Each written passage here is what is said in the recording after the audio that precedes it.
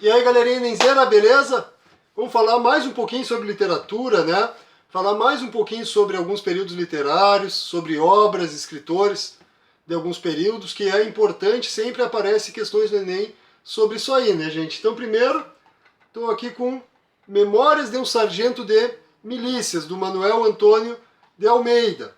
Aí o seguinte, gente, lá do período do romantismo, né, então vou ler um trechinho aqui para nós identificarmos características do período, beleza, gente? Então, Memórias de um Sargento de Milícias, Manuel Antônio de Almeida, romantismo. 1. Origem, nascimento e batismo. Era no tempo do rei, uma das 4 esquinas que formam as ruas do Ouvidor e da Quitanda, cortando-se mutuamente. Chamava-se, neste tempo, o Canto dos Meirinhos, e bem lhe assentava o nome, porque era aí o lugar de encontro favorito de todos os indivíduos dessa classe, que gozava então de não pequena consideração. Os meirinhos de hoje não são mais do que sombra caricata dos meirinhos do tempo do rei. Esses eram gente temível e temida, respeitável e respeitada. Formavam um dos extremos da formidável cadeia judiciária que envolvia todo o Rio de Janeiro, no tempo em que a demanda era entre nós um elemento de vida. O extremo oposto eram os desembargadores. Ora, os extremos se tocam, e estes, tocando-se, fechavam o círculo dentro do qual se passavam os terríveis combates das citações, provarás, razões principais e finais, e todos esses trejeitos judiciais que se chamava o processo. Daí, sua influência moral. Gente, então aí, o que nós podemos identificar aqui nesse romance? Começa a aparecer as características que depois o Machado de Assis ia trazer com muito mais força no realismo, né, gente? Mas já começam os primeiros traços aí do detalhamento dos personagens. Então, aparece bastante minúcia no que está sendo dito. Então, parece um pouco de enrolação, né? Isso é característica do romance romântico, né? Vários adjetivos, utilizar várias frases para explicar uma coisinha, que aparece aí, então, no Memórias de um Sargento de Milícias. Beleza, gente? Tem aqui também a Lira dos 20 anos, que nós já falamos um pouquinho em outro vídeo, do Álvares de Azevedo, né?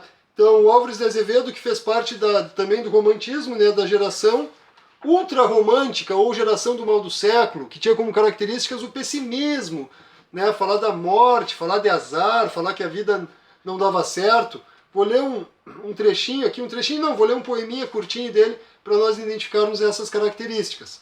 Minha desgraça. Minha desgraça não é ser poeta, nem na terra de amor não ter um eco. E, meu anjo de Deus, o meu planeta, tratar-me como trata-se um boneco. Não é andar de cotovelos rotos, ter duro como pedra travesseiro. Eu sei, o mundo é um lodaçal perdido, cujo sol, quem me dera, é o dinheiro. Minha desgraça, ó cândida donzela, o que faz que meu peito assim blasfema, é ter por escrever todo um poema, e não ter um vintém para uma vela. Então aqui reclamando da falta de dinheiro, né, gente? Lamentando a minha desgraça.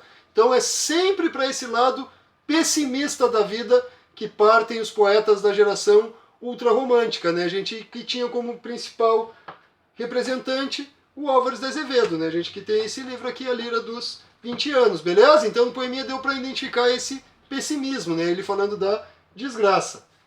Aqui, gente, uma obra do Luiz Fernando Veríssimo, Comédias da Vida Privada, então do modernismo. Vamos ver um trechinho aqui de uma crônica para identificar as características. Infidelidades. Um dia, Moacir, com Ypsilone, como dizia, chegou em casa e encontrou sua mulher na cama com um fuzileiro naval. Comentou que há muito tempo não via fuzileiros navais, com seus uniformes característicos, na rua, e até se indagava se a corporação ainda existia. Existimos, respondeu o fuzileiro Tobias, mas só para serviços especiais. E Dalinda, ao seu lado, sorriu e baixou os olhos, imaginando que Tobias se referia a ela.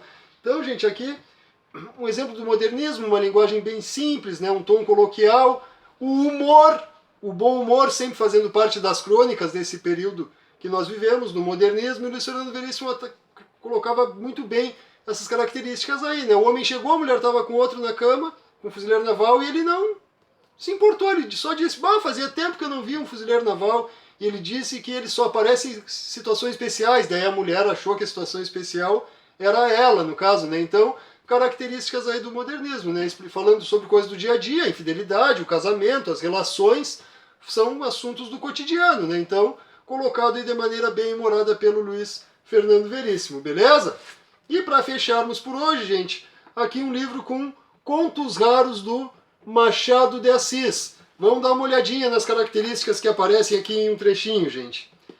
Silvestre, publicado originalmente em Jornal das Famílias, 1877, né? As obras lá durante o período do romantismo e antes eram normalmente publicadas em jornais e depois eram transformadas em livros, né? Então, José S.P. Vargas era o péssimo dos procuradores, só procurava para os outros. Após 20 anos de incessante trabalho, por sóis e chuvas, muita canseira e muita humilhação, achava-se ele no mesmo ponto de onde partira, com a diferença que partira aos 20 anos, e só, e tinha agora mulher e 2 filhos. Mas não tratemos agora do procurador nem das suas peregrinações, tratemos do filho dele, Silvestre, um descorado menino de 15 anos, melancólico, taciturno, metido consigo, flor nascida em lugar de pouco sol, prestes a dobrar o cálice para a terra, de onde veio. Então, gente, nesse trechinho aí já deu para identificar que, principalmente falando do filho aí do senhor, o Silvestre no caso, colocando todas as características psicológicas do personagem. Isso aí é a característica que como nós já vimos em outros vídeos, o Machado de Assis trouxe para a literatura brasileira. E aparece aí os vários adjetivos, as características psicológicas do personagem, característica realista trazida pelo Machado de Assis para a literatura brasileira. Fechou? Então, gente, obras importantes, sempre aparecem textos de literatura na prova do Enem, então é importante nós irmos conhecendo aos poucos as principais, né, gente, as que tem mais possibilidade, probabilidade de cair na prova, beleza? Não deixe de se inscrever no canal, gente, vai aparecer o botãozinho do APG aqui do lado. Na descrição do vídeo tem o link para a página no Face, para o Instagram, lá sempre tem conteúdos exclusivos na segunda-feira, terça-feira eu posto os vídeos aqui para explicar. Muitas vezes tem questões do Enem nesses testes, beleza, gente? Então um abraço a todos e até o próximo vídeo.